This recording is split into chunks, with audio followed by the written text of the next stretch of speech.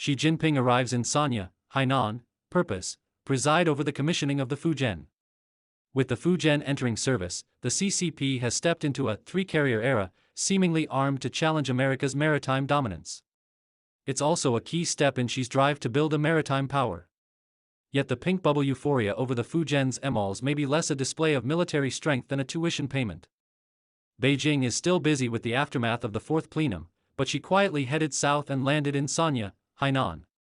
State media says he came to inspect the free trade port, boilerplate you don't need to believe. What he really came for is the high-profile commissioning of the Fujian. This ship, hyped as Asia's first emals carrier, is moored at Sanya's Yulin Naval Base, waiting for a headline-grabbing ceremony. Nationalist cheerleaders are already celebrating, the three-carrier era is here. Meanwhile, the military community is pouring cold water. The deck layout may prevent truly simultaneous launch and recovery, meaning that while it looks like a US carrier from the outside, inside it's still a half-finished product. Even more theatrical, just as Xi prepared to flex on the carrier, Trump dropped a breakfast table anecdote at the White House.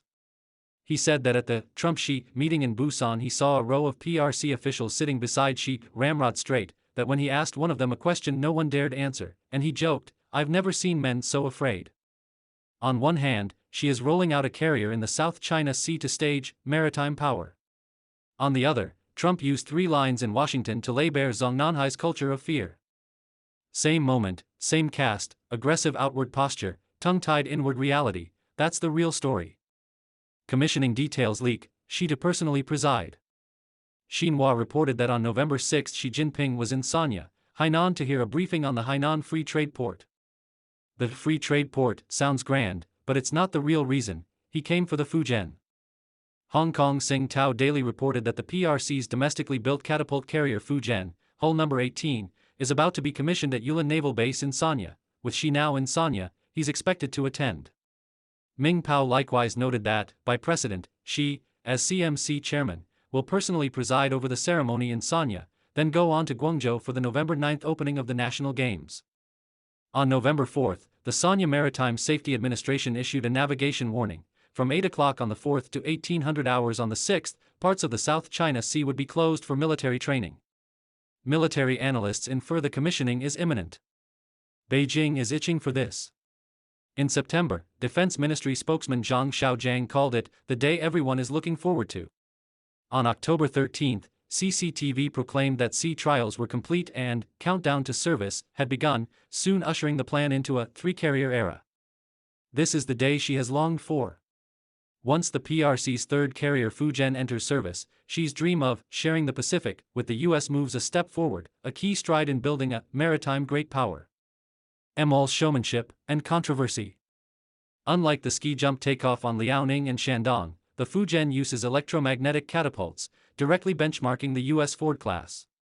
Emals can boost launch efficiency by roughly 30% and throw heavier aircraft, including AEW and EW platforms, raising sortie rates and combat radius.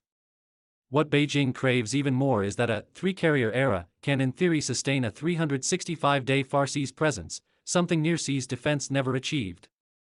If Fujian sails with J-15T fighters and KJ-600 AEW to form a full CSG, its strike radius could cover the second island chain, directly shaping the Western Pacific balance and pressing US first island chain deployments and freedom of navigation posture. The commissioning marks the start of Beijing's attempt to reshape the Western Pacific strategic geometry and challenge US dominance of freedom of navigation. Beijing has long resented US FONUPs but could only grouse. On August 25, the PRC's Marine Development Strategy Institute, under the Ministry of Natural Resources, released a report condemning US freedom of navigation as freedom to threaten militarily. Now it's Beijing's turn to boast about its own maritime threat. But is the Fujian a genuine upgrade to PRC sea power, or a tuition-paying prototype? South Korea's Chosun Ilbo, citing the PRC mill blog Maritime Vanguard, on September 15, reported, simultaneous launch and recovery is the minimum requirement for 80-100K-ton supercarriers. The Fujian may be a supercarrier on paper, but it cannot truly achieve simultaneous ops. Photos they posted suggest the number 2 catapult track overlaps the angled landing areas aft, the number 3 catapult sits inside the landing box. Thus, when recovering, the number 2 and number 3 cats can't be used. The number 1 catapult doesn't overlap, but a landing aircraft taxiing to the service area must cross the number 1 CAT track.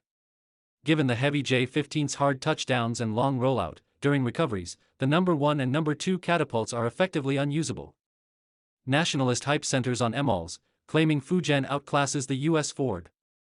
U.S. PRC carrier tech compared, a tuition carrier risking becoming a political burden. In reality, the Ford has operated for years. Its ML's MTBF has been roughly 1 failure per 400 launches, an order of magnitude worse than the 1/4,000 design spec. China's MLs has likely not reached even that stability. Fujian isn't in service yet. The self-congratulation looks premature. Trump once said in Yokosuka that he'd sign an order to switch U.S. carriers back from MLs to Steam, halting MLs programs. U.S. forces, with deep operational experience, have used MLs for years. If Trump talked Steam again, there are reasons.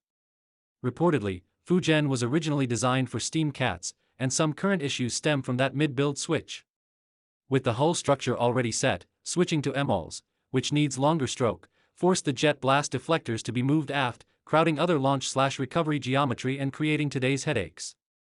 Beijing may have a fallback. If MLs underperforms, the next carrier could revert to Steam. As for Fujian, chalk it up as tuition. Xi's personal role in the commissioning underscores how much is staked on this. But if Fujian proves unfinished under his watch, the very MLs that fuels nationalist ecstasy may sow future trouble. The PRC's third carrier may prove a punchline, and PRC officials, in Trump's telling, are even more laughable. Xi anecdote. What happened? Taiwan's Central News Agency reported on November 6 that on November 5, Trump told GOP senators at a White House breakfast about his October 30 meeting with Xi in Busan. Trump said Xi sat in the middle, flanked by officials. Video shows 3 per side, all sitting ramrod straight. I spoke to one of them, no response. I said, "Are you going to answer me?" No response. Xi wouldn't let him. I've never seen men so afraid, Trump said. One of them was the equivalent of a vice premier. I asked if he would answer, nothing. Video shows, left of Xi, FM Wang Yi, NDRC Chief Xing Shanjie, Commerce Minister Wang Wentao, right of Xi, Secretariat Head Kai Chi, Vice Premier He Lifeng, Vice FM Ma Zhaoxiu. Trump raises Jimmy Lai, U.S. multi-track pressure on Beijing. At the meeting, Trump also raised Jimmy Lai. Reuters, citing 3 sources and a U.S. official, reported Trump directly urged Xi to free the jailed Hong Kong media tycoon. The U.S. official said both engaged on the topic. One source said Trump didn't propose a quid pro quo, focusing on Lai's health and welfare. Another said Xi took note. Trump suggested freeing Lai would aid U.S. China relations and China's image. EWTN White House correspondent Owen Jensen said a White House official confirmed Trump raised Lai, adding, "As the president has said, Lai should be released." Lai, a British citizen, has been in solitary over 1,700 days, held at Lai Chi Kok, awaiting sentencing after his late August trial. He faces up to life. His lawyers say he has heart palpitations and is under monitoring and medication. Meanwhile, Trump is also tightening trade screws with Southeast Asia to counter Beijing.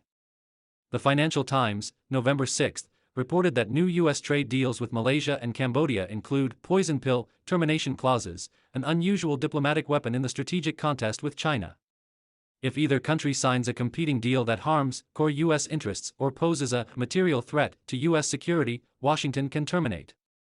Analysts call this a loyalty test for small economies straddling China links, potentially reshaping U.S. negotiations in the region. Simon Evenett, IMD Lausanne, said the sweeping language lets the U.S. unilaterally end deals, extending U.S. leverage. He argued such clauses shift trade pacts from commerce tools to instruments managing partners' broader external economic orientation. While USMCA had a limited precedent, these new clauses are broader. Maria de Mertzis, Conference Board, Brussels, called them another nail in multilateralism's coffin, reflecting U.S. concern over Beijing's bid to dominate regional supply chains. The FT framed them alongside a contemplated 40% transshipment tariff on China-made goods routed via Southeast Asian ports, measures seen as deepening rifts between Beijing and its neighbors.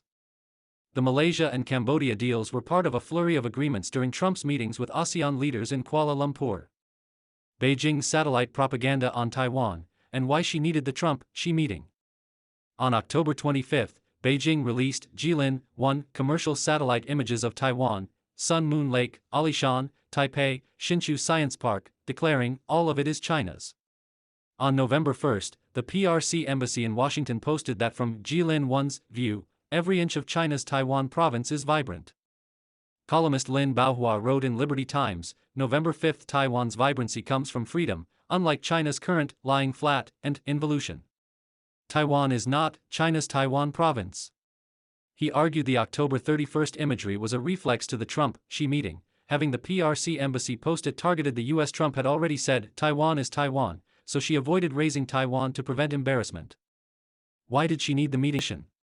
But without fixing deflation, involution, and diplomatic isolation, it's destined to fizzle. With the CCP now America's top security concern, US vigilance is high, the panda era is over.